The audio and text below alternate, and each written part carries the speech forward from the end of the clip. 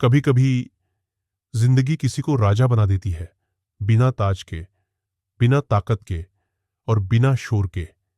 ऐसा ही एक साधारण आदमी है महाराजा। महाराजा चेन्नई में राम की सैलून में नाई का काम करता है। कम बोलने वाला, सीधा सादा, अपनी छोटी सी दुनिया में खुश। उसकी जिंदगी में सब कुछ ठीक चल रहा था, जब तक किस्मत ने एक ही झटके में सब कुछ छीन नहीं लिया।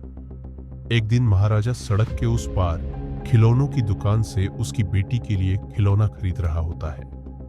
उसी वक्त एक तेज रफ्तार ट्रक उसके घर में घुस जाता है। उस हादसे में उसकी पत्नी की मौत हो जाती है, लेकिन उसकी छोटी बेटी बच जाती है। कैसे? एक डस्टबिन अचानक गिरकर उसे ढक लेता है। उस दिन से महाराजा और उसकी बेटी उस डस्टबिन को प्यार से एक नाम दे देते हैं, लक्ष्मी। कुछ समय बाद महाराजा सीधे पुलिस स्टेशन पहुंचता है। वहां जाकर बिल्कुल शांति से कहता है, मेरी लक्ष्मी चोरी हो गई है। पुलिस हंस पड़ती है, डस्टबिन चोरी हो गई? लेकिन महाराजा जिद करता है और बताता है, 3 लोग उसके घर में घुसे, उसे मारा और लक्ष्मी लेकर भाग गए। पुलिस मामले को टालना चाहती है, लेकिन महाराजा 5 लाख रुपए की रिश्वत का वादा इंस्पेक्टर वरदराजन से कर देता है। अब केस दर्ज होता है। उसी पुलिस स्टेशन में एक और केस खुला होता है। एक बदमाश धना बार में झगड़े के बाद गायब हो गया है। पुलिस को नहीं पता कि दोनों केस एक दूसरे से जुड़े हुए हैं। कुछ समय पहले महाराजा को अपने घर में एक टोल रसीद मिली थी, जिस पर गाड़ी का नंबर था। वो नंबर उसे धना तक ले जाता है। महाराजा धना का पीछा करता है, उसके गुंडों से लड़ता है और आखिरकार धना से सच उगलवाता है। एक आदमी पुलिस स्टेशन से जुड़ा है। इसके बाद महाराजा धना का सिर काट देता है और किसी को पता तक नहीं चलता। फिल्म हमें अतीत में ले जाती है। 2 दरिंदे सेल्वम और सबरी घर लूटते हैं, औरतों का रेप करते हैं और मार डालते हैं। सेल्वम घर में एक अच्छा पति और पिता बना रहता है। उसकी पत्नी कोकिला और छोटी बेटी अम्मू उसकी असली सच्चाई से अनजान है। एक दिन सबरी फोन पर बताता है, उनके अपराध अखबार में छप गए हैं। सेल्वम उस वक्त राम की सैलून में होता है और उसे शक होता है कि महाराजा ने सब सुन लिया है। घबराकर वो चला जाता है, लेकिन अपनी बेटी का जन्मदिन का तोहफा, सोने की चेन, वहीं भूल जाता है। महाराजा वो चेन लौटाने सेल्वम के घर जाता है। उसी वक्त पुलिस आती है, सबरी को मार गिराती है और सेल्वम को गिरफ्तार कर लेती है।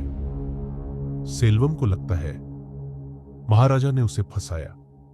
कोकिला सच जानकर सेल्वम से रिश्ता तोड़ लेती है। प्रेजेंट में पुलिस तय करती है कि किसी पुराने डस्टबिन को लक्ष्मी बताकर केस बंद कर दिया जाए।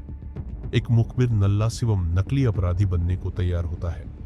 पुलिस महाराजा से कहती है, फोन पर पूरी घटना बताओ। महाराजा कहानी सुनाने लगता है, लेकिन हमें दिखाया जाता है सच। उस दिन महाराजा घर पर नहीं था। उसकी बेटी ज्योति स्पोर्ट्स कैंप से लौटती है। उसी वक्त सेल्वम, धना और नल्ला शिवम घर में घुसते हैं। वो महाराजा को मारने आए थे, लेकिन वो नहीं मिला, तो उन्होंने ज्योति को आंखों पर पट्टी बांधकर बुरी तरह पीटा। धना और नल्ला शिवम उसके साथ कई बार बलात्कार करते हैं। ज्योति अस्पताल पहुंचती है।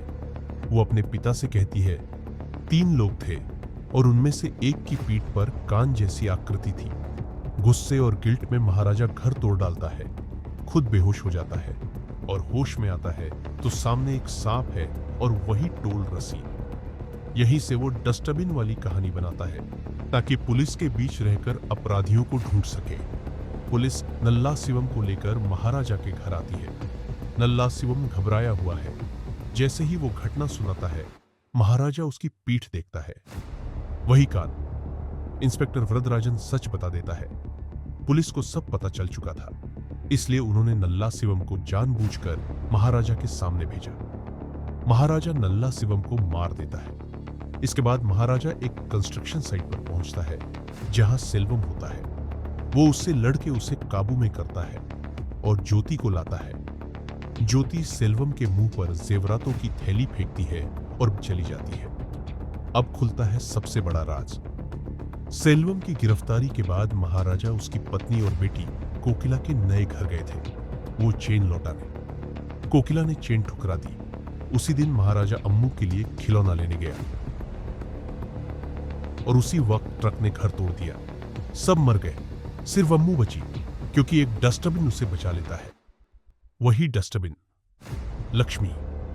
महाराजा अम्मू को गोद लेता है, उसका नाम बदलकर ज्योति रखता है। सेल्वम ज्योति के कंधे पर वही पुराना निशान देखता है जो उसकी बेटी अम्मू के पास था।